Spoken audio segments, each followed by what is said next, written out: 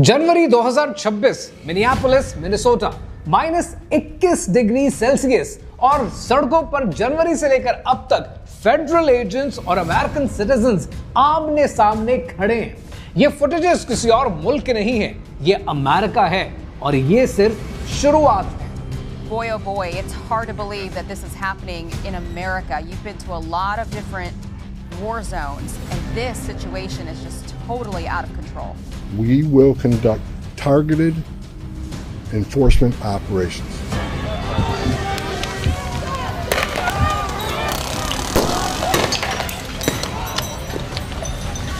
Alex pretty एक 37 साल का ICU nurse, American citizen, legal gun owner 24 जनवरी 2026 को फेडरल इमिग्रेशन एजेंट्स ने उसे गोली मार दी। Multiple sources telling ABC News 2 federal officers involved in the killing of ICU nurse Alex Preddy are now off duty and on paid administrative leave. A Customs and Border Protection spokesperson says they have been on leave since Saturday, but that contradicts what Border Patrol Commander Greg Bavino told the public on Sunday. All agents that were involved in that scene are working, not in Minneapolis, but in other locations. That's for their safety. We asked about the discrepancy, but have not heard back. वो इस महीने के दूसरे American citizen हैं जो federal agents के हाथों मारे गए। पहली Renee Good. New details in the now infamous shooting of Renee Good. Newly released documents from the Minneapolis Fire Department reveal that 37-year-old Renee Good suffered at least 2 apparent gunshot wounds to the right chest, 1 apparent gunshot wound to the left forearm, and a possible gunshot wound to the head. Shame! 7 जनवरी को एक ही महीने में एक ही शहर में 2 American citizens.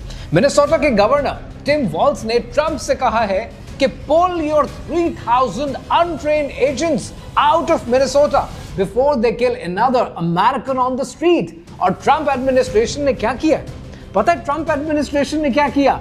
उन्होंने governor को investigate करने का ऑर्डर दे दिया है। ये अमेरिका है या कोई और मुल्क? आज की वीडियो में बात करते हैं उन 5 पॉइंट्स की जो आपको ये समझाएंगी कि क्या अमेरिका सिविल वॉर की तरफ जा रहा है और is this the end of America, और क्या 2026 में अमेरिका खत्म होने वाला है? कहानी क्या है, आइए समझते हैं।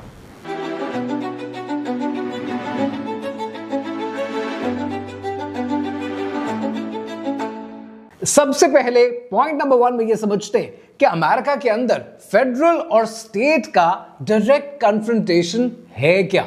जनवरी 2026 में ट्रंप एडमिनिस्ट्रेशन ने ऑपरेशन मेट्रो सर्च लॉन्च किया। 3000 से ज्यादा फेडरल एजेंट्स को, आइस को, बॉर्डर पेट्रोल को मिनेसोटा में डिप्लॉय कर दिया गया। अब यहां पर एक बात समझनी बड़ी जरूरी है, वो ये कि मिनेसोटा के अंदर मुश्किल से 2% से भी कम इलीगल इमिग्रेंट्स हैं, लेकिन अमेरिका के 10% इमिग्रेशन एजेंट्स को यहां भेज दिया गया।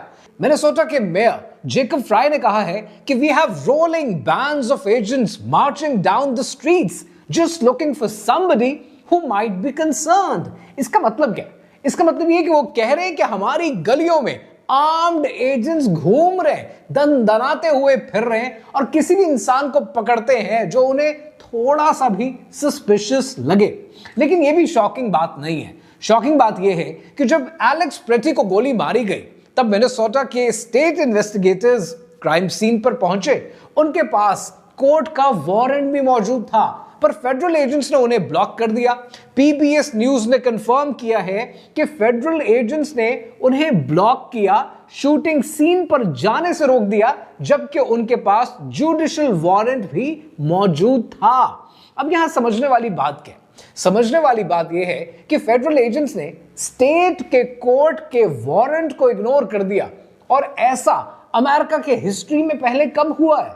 ऐसा हुआ है सन 1861 में, सिविल वॉर से पहले। मिनेसोटा के अटॉर्नी जनरल ने कहा है कि ice has likely violated more court orders in January 2026 than most federal agencies have violated in their entire existence। और रिस्पॉन्स डिपार्टमेंट ऑफ जस्टिस ने गवर्नर वॉल्स और मेयर फ्राई को इन्वेस्टिगेशन में शामिल कर दिया है, और उनके ऊपर चार्ज क्या है? Conspiracy to impede federal agents.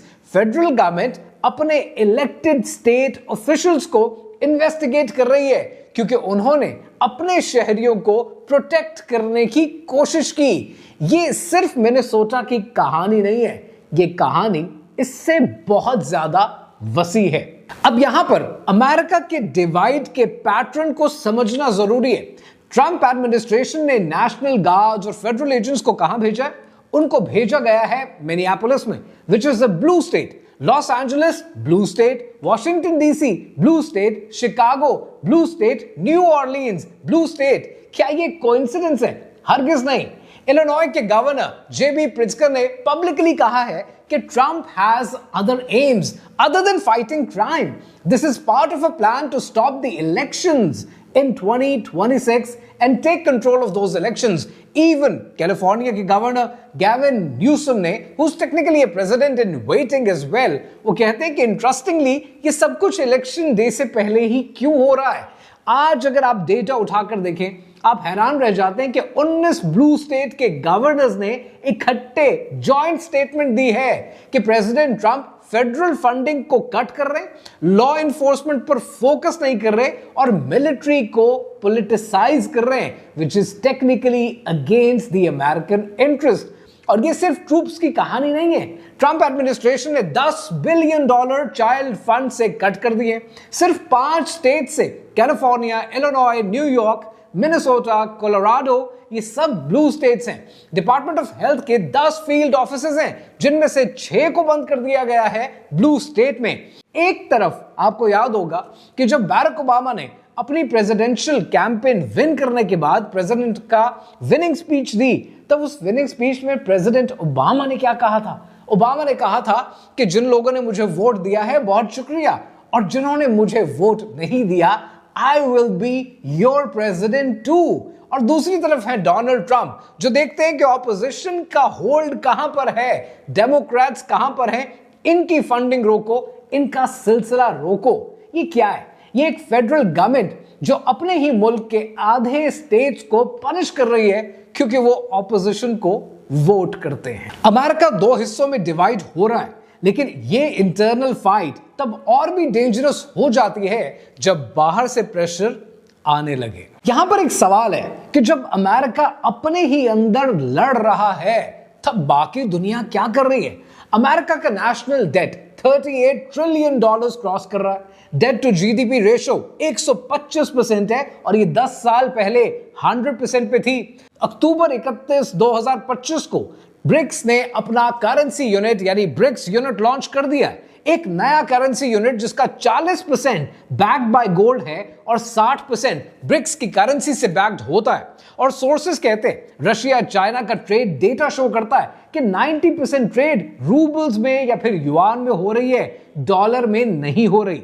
JP Morgan जो कि दुनिया का सबसे बड़ा बैंक है, जेपी मॉर्गन ने प्रेडिक्ट किया है कि डॉलर मिड 2026 में 3% डिक्लाइन करेगा। अब 3% छोटा नंबर है, ग्लोबल रिजर्व करेंसी के लिए ये मैसिव है। नवंबर 2025 में अफ्रीका का सबसे बड़ा बैंक स्टैंडर्ड बैंक वो चाइना के CIPS सिस्टम के साथ कनेक्ट हो चुका है। मतलब अफ्रीका अब चाइना के साथ डायरेक्टली ट्रेड करेगा, डॉलर की जरूरत ही नहीं। आप समझ रहे हैं क्या हो रहा है? अमेरिका अपने ही अंदर लड़ रहा है और बाकी दुनिया अल्टरनेटिव्स बना रही है। जब घर में आग लगी होती है तब लोग नया घर देखते हैं, नई जगह तलाश करते हैं। डॉलर की ग्लोबल डोमिनेंस कमजोर हो रही है और अमेरिका का ध्यान कहीं और है। रे डालियो, ये नाम तो आपने सुना होगा, दुनिया के सबसे बड़े hedge fund bridge water associates के फाउंडर, नेटवर्थ $15 ट्रिलियन है। 500 साल की हिस्ट्री स्टडी की और बिग साइकिल की थ्योरी दी। 26 जनवरी 2026 यानी मिनियापोलिस शूटिंग के ठीक 2 दिन के बाद उन्होंने ट्विटर पे लिखा है, the United states is now a Tinder box. Tinder box का मतलब पता है क्या? एक डब्बा जिसमें कुछ लकड़ियां हो, एक चिंगारी और सब कुछ जलकर राख हो जाए। डालियो ने अपनी 2021 की किताब में कोट किया है that people dying in the fighting almost certainly signifies the progression to the next and more violent civil war stage। वो कहते हैं कि अमेरिका अब स्टेज 5 से स्टेज 6 में मूव कर रहा है और स्टेज 6 का मतलब है फुल सिविल कॉन्फ्लिक्ट। उनकी किताब में लिखा है the single most reliable leading indicator of civil war और revolution is bankrupt government finances combined with big wealth gap. America में आज टॉप 1% के पास 31% वेल्थ है। 1989 में ये 22.8% था, यानी बॉटम 50% के पास सिर्फ 2.5% वेल्थ है। अमीर अमीर से अमीरतर हो रहा है और गरीब गरीब से गरीबतर हो रहा है। ये वही पैटर्न है जो एम्पायर्स को कोलैप्स करने का पहला कदम होता है। डालियो ने कहा है कि if you take the most analogous period, I would say we are in a period that's quite like 1937 and 1938. आज के दौर को वो 1937 और 38 के साथ कंपेयर कर रहे हैं। और 1937, 1938 के बाद क्या हुआ था? World war 2। एक्सपर्ट्स वार्न कर रहे हैं और हिस्ट्री का पैटर्न मैच हो रहा है।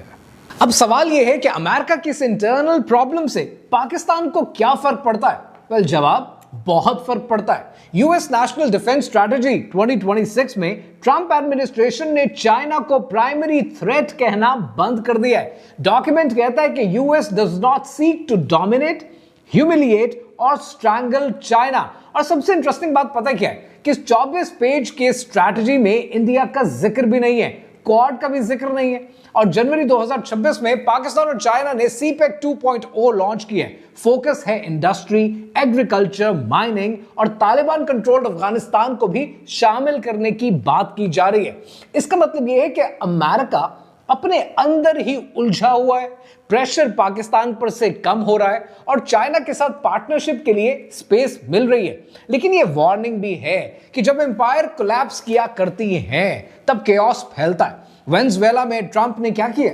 मिलिट्री ऑपरेशन, मडूरो को कैप्चर किया, अमेरिका उठाकर ले आए।